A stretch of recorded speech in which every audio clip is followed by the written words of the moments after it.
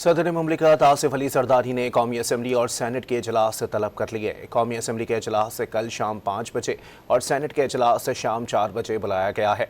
कौमी असम्बली का कल होने वाला इजलास मौजूदा कौमी असम्बली का 22वां इजलास होगा।